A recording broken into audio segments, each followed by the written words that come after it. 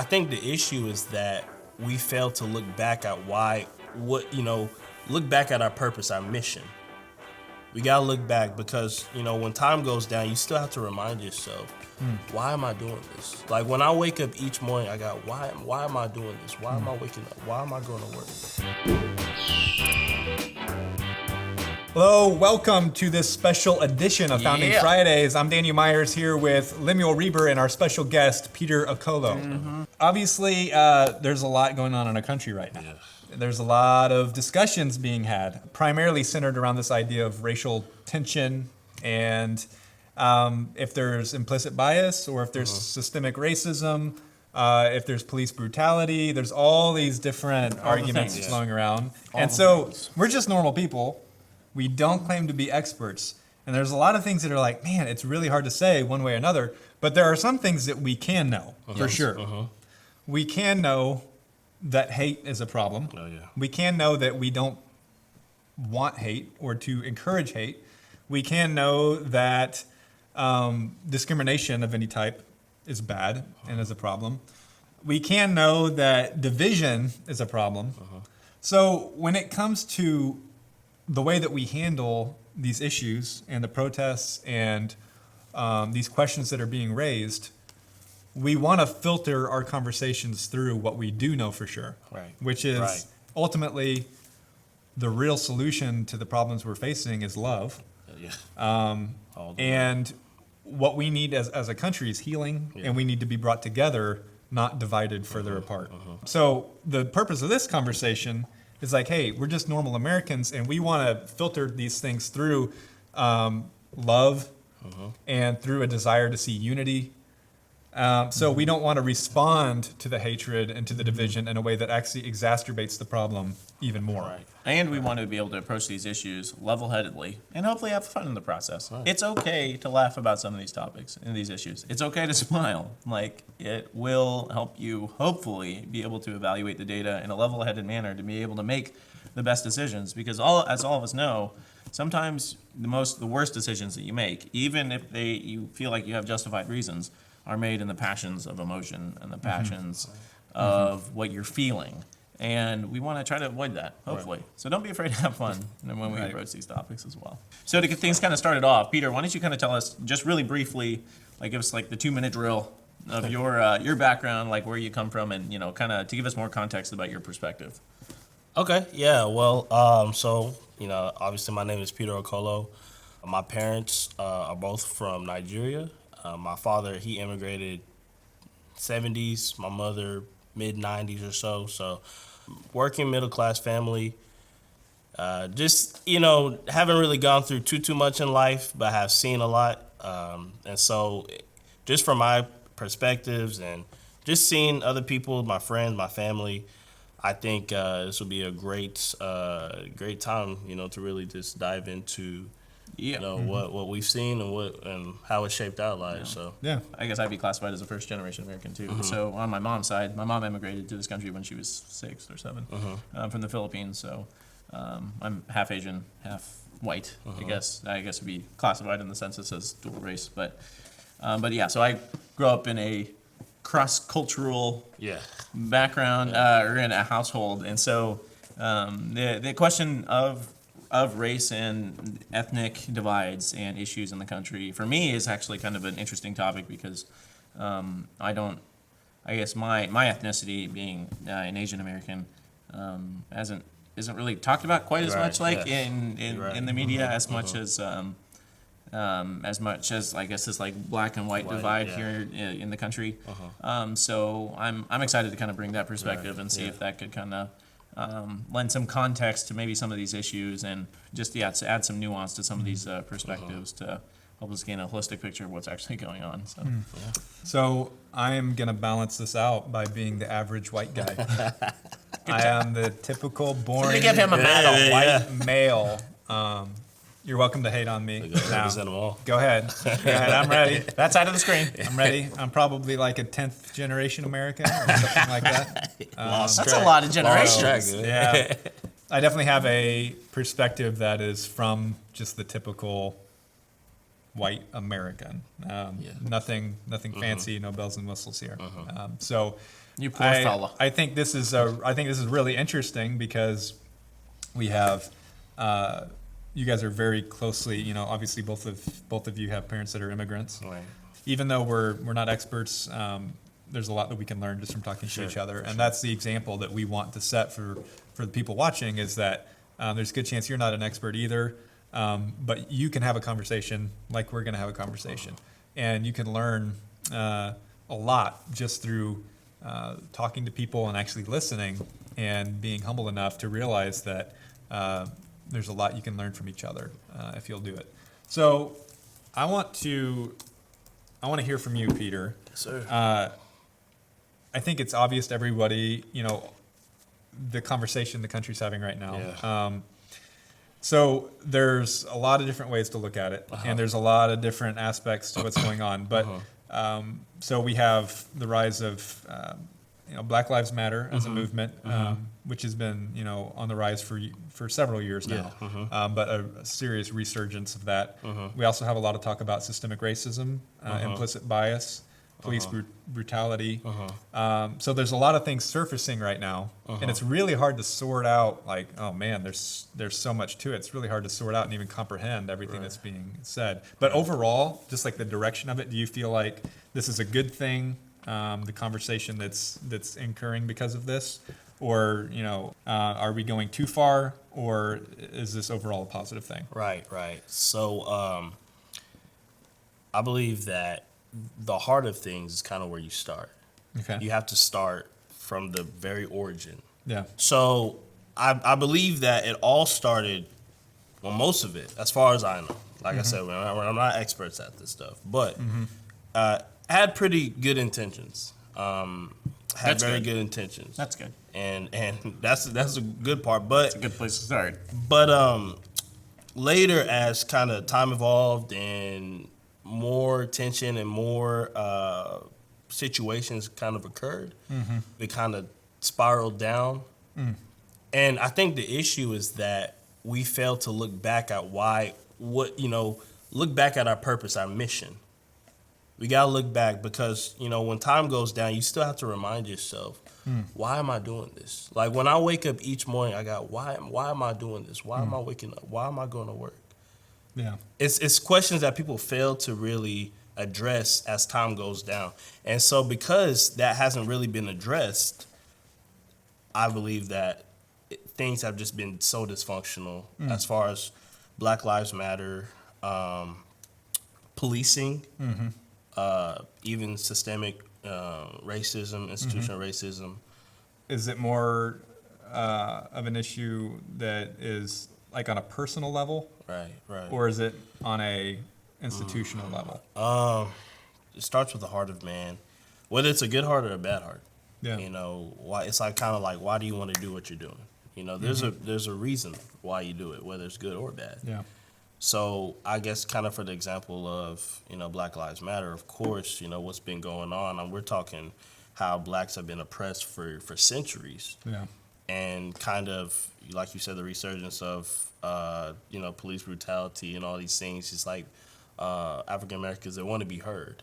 They want to be heard. And so kind of that was the heart of the movement, was that we're not getting enough attention for our problems. But kind of like down the line, we kind of forget that is why we founded this movement. And so now it's more like, I want to uplift, my race, or I don't care about what anybody else thinks, listen to me. Yeah. It's only about me. Yeah. Kind of have like a selfish Yeah. motive behind these things. I think it's really fascinating what you just said about the Black Lives Matter movement. So it sounds to me like what you just said, and let me make sure I get this right, Right. is that the heart of the movement is good, but maybe over time it's been almost hijacked to an extent. Yeah. That's the perfect word. Okay. That's the perfect word because you have those people, they're more emotionally invested, with wanting to be heard and wanting to be noticed, for what's been going on, in our community, than actually being able to sit there and realize, okay, Yeah. What is the goal here? Right. What is the goal as a member and as a movement? What is the goal that we're trying to push? What is the agenda that we're trying to push? That's a super good point. That I would kind of like more clarification on as an Asian American, and kind of trying to understand and sympathize as as a fellow minority here in the country is trying to solidify and figure out like what exactly are those goals that groups like Black Lives Matter, that progressives that they actually want to see changed in the country. Right. Obviously it'd be nice if we could just kind of snap our fingers and that stuff happen. Right. Or that if we could just talk about this stuff and it just happen eventually. But like what specifically is the problem that we can like together fight those issues and like try to fight that specifically. Right. So obviously, police brutality. The way I see it is the heart of the officer, right? So why is the officer doing what he's doing, kind of thing?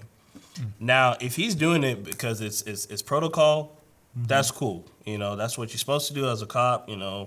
Whatever situation it is. But if you're doing it because you have hate in your heart, that's what we're trying to address here. I'm not saying that all cop encounters are bad, but there are those certain ones that you can tell the heart motive on why they do what they do. Now, I'm not a police officer, but I know good policing and bad policing. I mean, as a civilian, I could critique a police officer as a civilian and be like, well, was this really a valid reason to kill this man? Or was this really a valid reason to do whatever, to this person?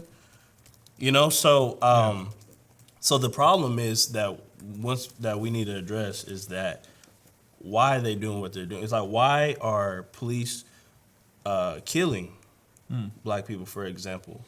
Okay. And then also, media is a big, It is, a big part of it too. Well, like where they're pointing the attention and focus. Because understandably, because that's what, it's not just minority Americans, it's what most Americans have their attention on.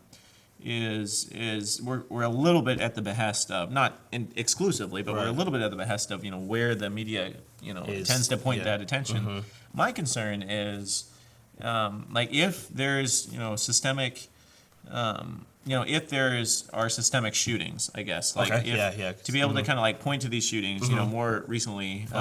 My question is, it doesn't seem to be, at least according to the data, the Washington Post data, basically tells us that in 2019, 1,001 individuals were shot and killed by the police. Okay. By the use of fatal force. Yes.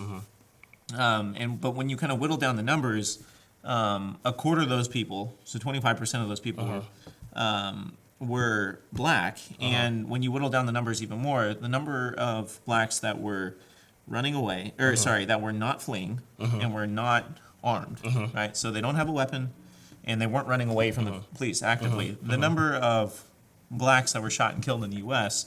is 5 people in 2019. 5. And I think we can all agree that 1 is too many, right? One unjustified killing is too many. But where are black lives, I guess, being lost the most? And that's my concern. It's like, are we...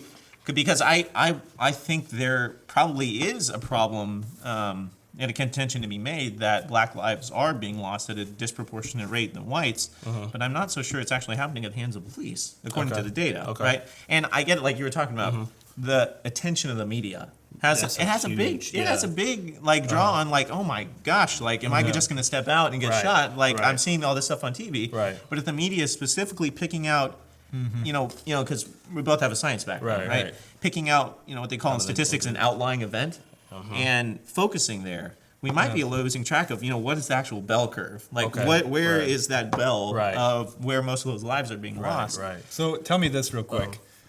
So 5 unarmed, not fleeing. Right, not fleeing.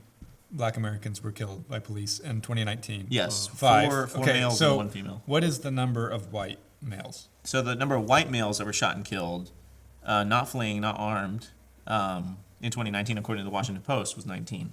Okay. But we basically never heard their names. Right. So we have 19 white males killed And only 5 black males killed. And 4 Hispanics. And 4 Hispanics. Yes, that were Okay. not they were not armed and they were not fleeing. So there's almost 4 times more white males. Yes. But Now we technically, if you look at the data according to, by or per capita, I think maybe is the word, because Black Americans make up about 13.4% of the population according to the census in 2019. Technically, they're overrepresented, right? Yeah. But there is a little bit of concern that, why haven't we heard like those other names? Like Right. I'm not so sure I've ever heard like the 4 Hispanics that were shot and killed of that were not fleeing, that weren't armed. And the concern is, like, what is there like a bit of a bait and switch here where the narrative is actually supposed to be actually pulling? And my concern is, I think Black Lives Matter is actually a really, really interesting. It's an interesting concept. I can't really support the organization, but I can support the concept that Black Lives Matter because I think that Black lives are being lost at a disproportionate rate, and I'll get into it here in a second.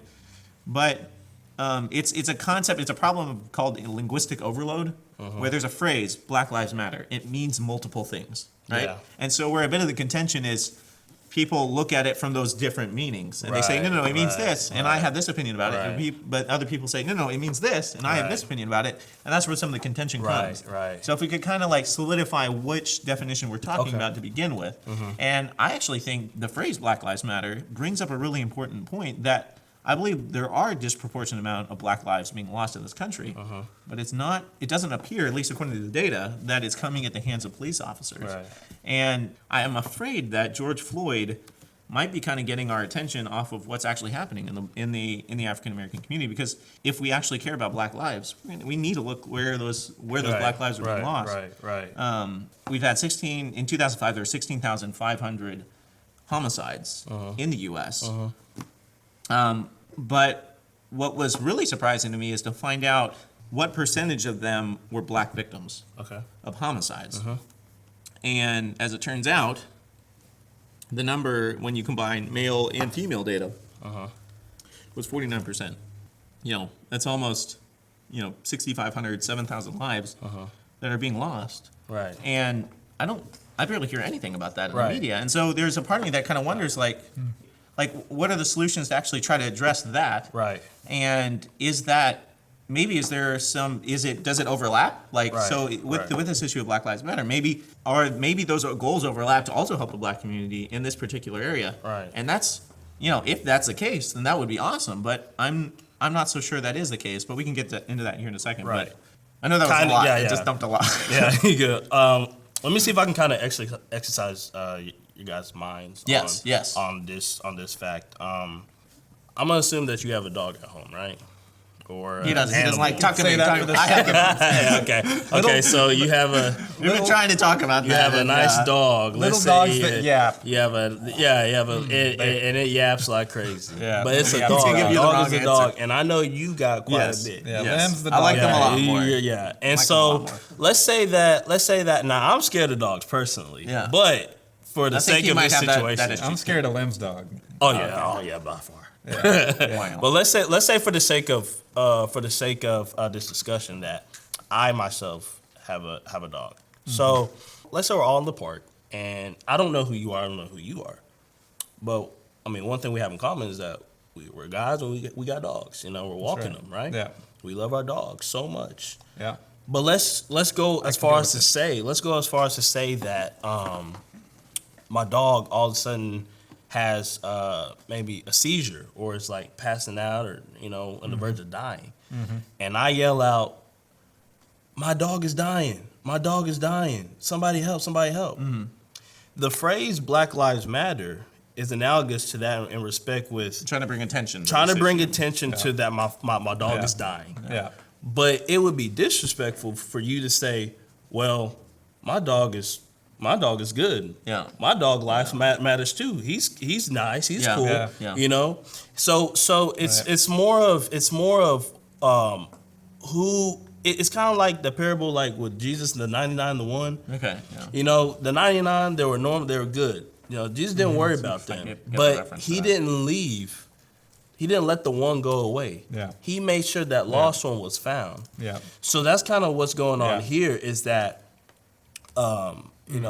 African Americans, we're letting people know that, hey, like, this is what's going on with us in our community as far as, you know, police brutality. Yeah. You know, but for somebody to say, like, well, you know, they'll kind of downplay, kind of gaslight it, is kind of, you know, disrespectful in the sense because we need some form of attention too. Yeah. And because we're not getting that much attention, I think that's kind of why it's just skyrocketed. That's why it's just kind of just, you know, the hype has just been, you know, so much.